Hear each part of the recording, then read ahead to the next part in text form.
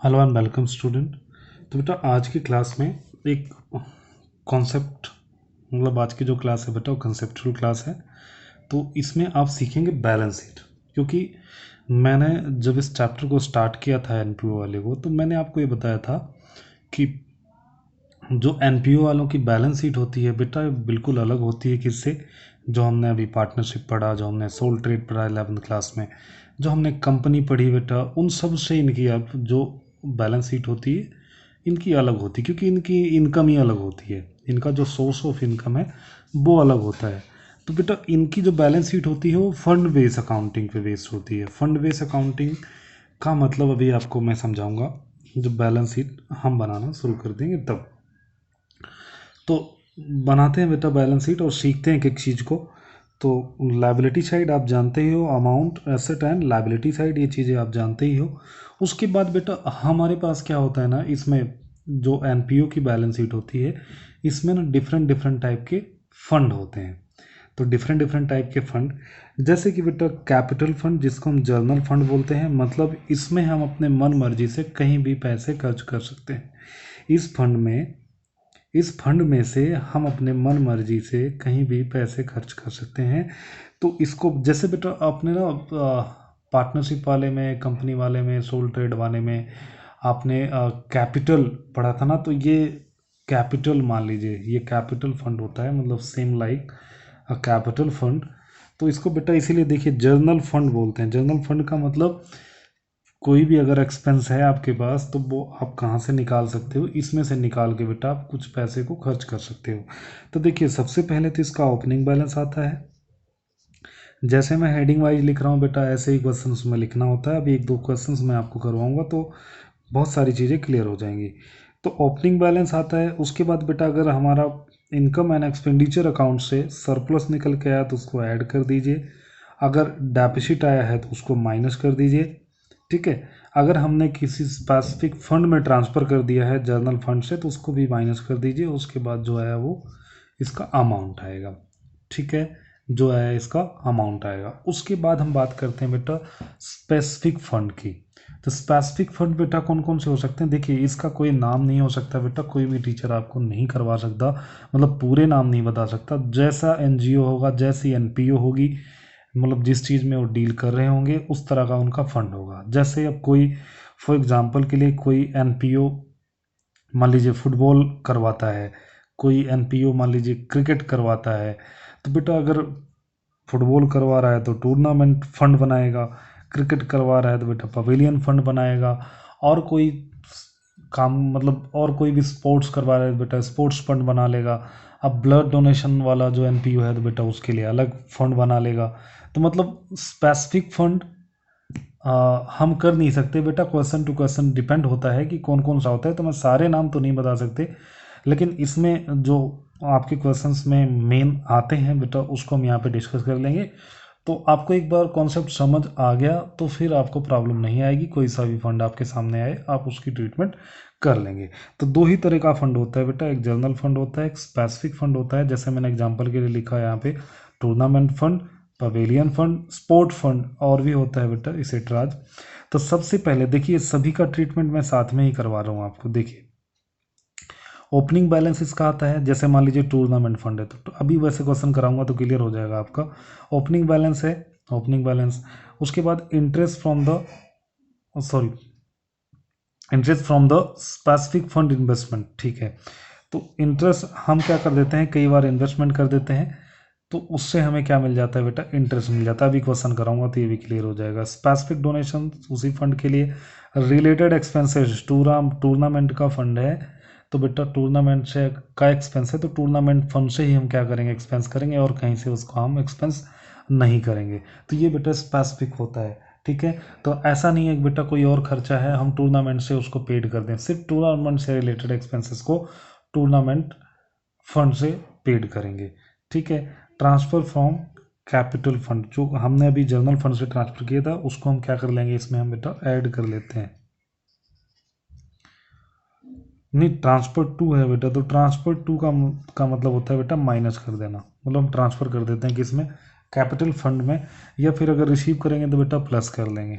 ठीक है, तो ये बात हुई। उसके बाद ये तो किसकी बात होगी बेटा, हमारी स्पेशल फंड की, ये हमारी बात होगी स्पेशल फंड की। अगला है बेटा अदर आइटम बी कैपिटलाइज, अगर कोई आइटम है जो बेटा कैपिटलाइज्ड है, कैपिटलाइज्ड होना है, जैसे कि लोन वगैरह ले लिया वो चीज़ें, तो यहाँ पे हम क्या कर लेंगे, उसको लिख लेंगे। उसके बाद अदर लाइबिलिटीज है, जैसे आउटस्टैंडिंग है, अर्निंग इनकम है, ये सारी चीज़ें इसको हम लिख लेंगे और इसका टोटल कर लेंगे। तो ये तो बात हुई बेटा लाइबिलिटी साइड की। अब एसेट साइड्स को देखिए, तो एसेट साइड्स में क्या क्या आ सकता है बेटा, एक तो फिक्स एसेट्स जानते हो आप सभी। उसके बाद स्पेसिफिक फंड इन्वेस्टमेंट, जैसे कि टूर्नामेंट फंड है ना, तो बेटा इसकी कुछ इन्वेस्टमेंट कर देते हैं, जो कि अभी क्वेश्चन में भी सीखेंगे। तो स्पेसिफिक फंड इन्वेस्टमेंट यहाँ पे डाल देते हैं। बिल्डिंग या फिर बेटा पवेलियन की जो बिल्डिंग है, बिल्डिंग पवेलियन अंडर कंस्ट्रक्शन है, तो वो कर दिया बेटा हमने यहाँ पे। कैश बैंक बैलेंस वो लिख देते हैं। अदर जैसे कि प्रीपेड एक्सपेंसेस है, अनअक्रूड इनकम है, उसको भी लिख देते हैं। उसके बाद बेटा यहाँ पे हम टोटल कर देते हैं। और फिर आप इतने समझदार हो बेटा कि फिर क्वेश्चन टू क्वेश्चन ये सिचुएशंस बदलती रहती हैं और हम क्वेश्चन टू क्वेश्चन चीज़ें करते रहते हैं। तो आप यहाँ पे एक क्वेश्चन करेंगे बेटा एग्जाम्पल, ये कॉन्सेप्ट में लिखना, ये कोई बुक का क्वेश्चन नहीं है, तो ये कंसेप्चुअल क्वेश्चन है। तो बेटा जहाँ पे आप ये कॉन्सेप्ट लिख रहे हो वहीं पे क्वेश्चन को लिखना। जैसे मान लीजिए मैंने यहाँ पे लिख रखा है कि ओपनिंग कैपिटल फंड है 1 लाख का। देखिए ओपनिंग पवेलियन फंड है, मतलब मान लीजिए वो क्रिकेट करवाता है तो पवेलियन फंड, ठीक है। ओपनिंग टूर्नामेंट फंड 2 लाख का। उसके बाद पवेलियन फंड इन्वेस्टमेंट, देखिए पवेलियन फंड में से हमने क्या कर रखा है, इन्वेस्टमेंट कर रखी है। डोनेशन फॉर टूर्नामेंट, टूर्नामेंट के लिए बेटा डोनेशन आया हुआ है। टूर्नामेंट एक्सपेंसेस हैं 15,000 के। Interest from pavilion fund investment, interest receive हो गया जो हमने इन्वेस्टमेंट करी थी। पवेलियन एक्सपेंसेस हैं। डोनेशन फॉर पवेलियन है। उसके बाद prepare extract of balance sheet. Extract का मतलब बेटा पूरी बैलेंस शीट नहीं, क्योंकि टोटल मैच नहीं होगा, सारी आइटम नहीं है, तो इसलिए बेटा इसको हम एक्सट्रैक्ट बोलते हैं। तो अब बेटा बनाते हैं कि चीज़ें, तो सबसे पहले तो कैपिटल फंड और उसके बाद पवेलियन फंड, क्योंकि 2 ही तरह का फंड, 3 तरह के फंड्स हैं हमारे पास। उसके बाद यहाँ पे हम क्या करेंगे बेटा, टूर्नामेंट फंड, और एक एक आइटम्स को लिखते जाएंगे। तो पहली आइटम से बेटा हमारा ओपनिंग कैपिटल, तो ओपनिंग बैलेंस लिख दिया हमने यहाँ पे। उसके बाद पवेलियन का है तो ओपनिंग बैलेंस पवेलियन वाला लिख दिया। टूर्नामेंट का है बेटा, टूर्नामेंट का है 2 लाख, तो टूर्नामेंट का ओपनिंग बैलेंस लिख दिया हमने। उसके बाद यहाँ पे अगला जो है वो पवेलियन फंड इन्वेस्टमेंट है। अब जहाँ पे इन्वेस्टमेंट लग गया आपको ये पता चल जाता है बेटा कि ये क्या है, हमारी एसेट्स है। तो पवेलियन फंड इन्वेस्टमेंट 60,000। अगली जो आइटम है बेटा डोनेशन फॉर टूर्नामेंट 65,000। तो टूर्नामेंट के लिए डोनेशन आई है, तो बेटा हम टूर्नामेंट वाले में इसको ऐड कर देंगे, क्योंकि स्पेसिफिक डोनेशन है। जब क्वेश्चंस में ऐसा लिखा रहेगा तो बेटा उसको स्पेसिफिक फंड में ही क्या करेंगे हम, इसको ऐड कर देंगे। उसके बाद टूर्नामेंट एक्सपेंस, टूर्नामेंट से रिलेटेड एक्सपेंस है बेटा 15,000, तो टूर्नामेंट से रिलेटेड एक्सपेंसेस को इसमें माइनस कर देंगे। उसके बाद इसका टोटल कर लेंगे, क्योंकि और इसके बाद कोई ना खर्चे हैं ना इनकम है इससे रिलेटेड, तो 250 आ जाएगा इसका।